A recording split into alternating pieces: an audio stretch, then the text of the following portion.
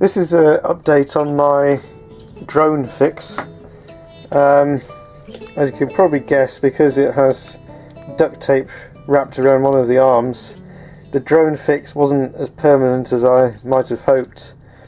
It seems that although I did manage to initially solder the choke back onto the solder pads, as soon as it touched down a bit heavily, even a couple of times, the solder had just come off. So maybe that fix claim was a bit overconfident. I believe I managed to find a replacement component that should be a lot easier to solder onto the solder pads. It's not that. It's this. Although it looks just like a very large resistor, this is actually a choke in a resistor style package. This is basically the non-surface mounting version of the component which is in the drone, although probably with the capacity to take a lot more power. That's not the important measurement though. This is a 47 microhenry choke, just like the one which keeps falling off the circuit board in here, and because it's intended to be a through-hole mounting, not surface mounting, it should be a lot easier to get these legs to touch onto the solder pads where they're supposed to. So there's the original fix that I did.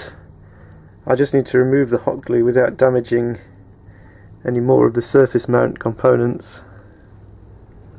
So it's clear the choke was quite loose again.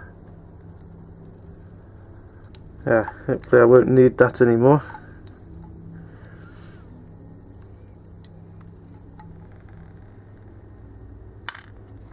Although I keep it safe just in case. So luckily the pads that I need to solder onto are quite large, so it should be relatively easy to bend the leads of this through hole style choke around to touch those pads, and then once I've done that, I'll use hot glue to prevent the leads shorting out any other components on the circuit board.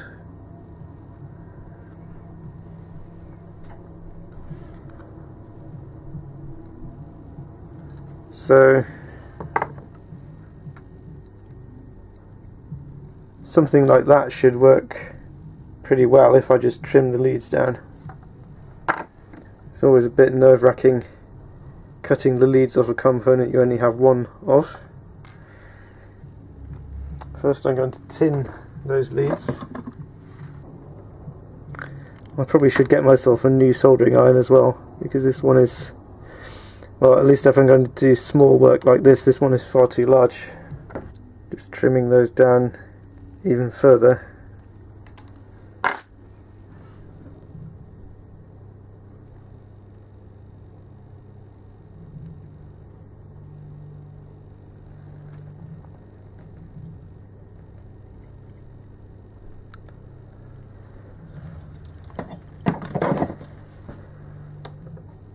So that's one of the leads.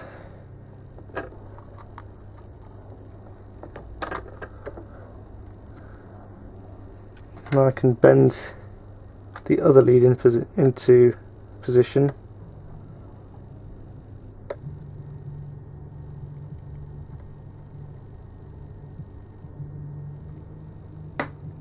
That should be the other lead.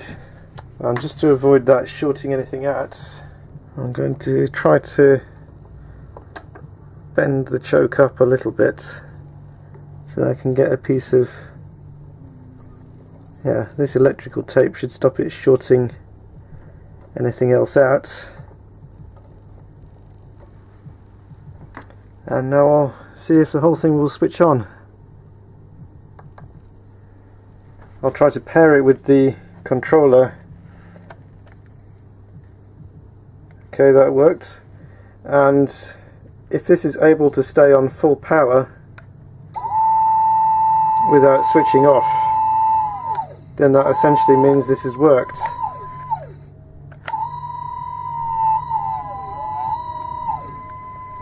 Okay, that's looking very hopeful. It seems like that was the... It seems like this was the correct value component to add anyway, because with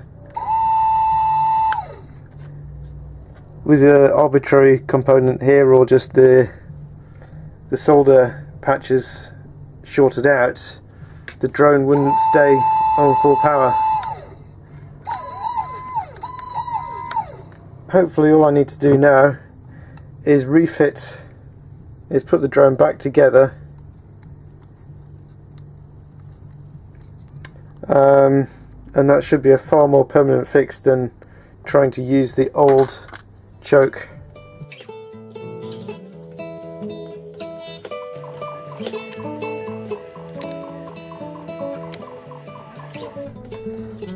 So I'm going to do a quick little flight test.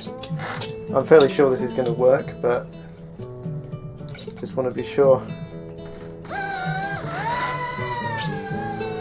So having that larger component in it doesn't seem to have affected it too badly.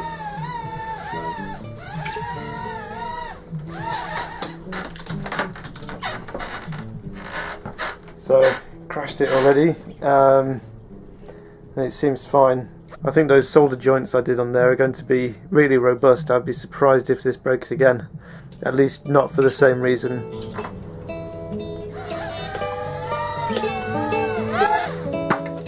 If you have a similar micro drone to mine in the lower end of the price range, I wouldn't be surprised if you suffer a similar accident in the near future.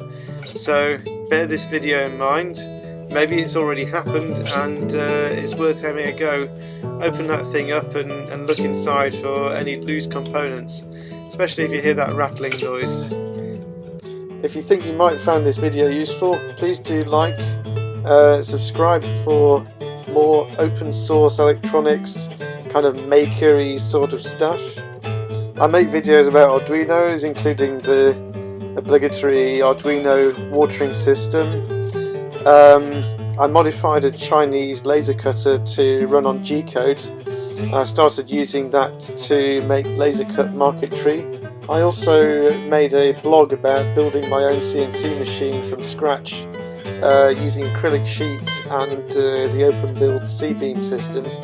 So there's a whole playlist which will kind of show you the process, and all of the designs for that CNC machine are available for you to download, and you can make your own. I used that CNC machine to engrave some veneer to create a replica of the puzzle box from the Hellraiser series of films, which was my entry for the Instructables Halloween contest this year. There's a lot of miscellaneous stuff on my channel, but if you're into maker stuff, you're probably going to find it interesting to subscribe. I'm really happy that I breached the 500 subscriber mark before the end of 2016, and I'm really looking forward to see what this new year brings.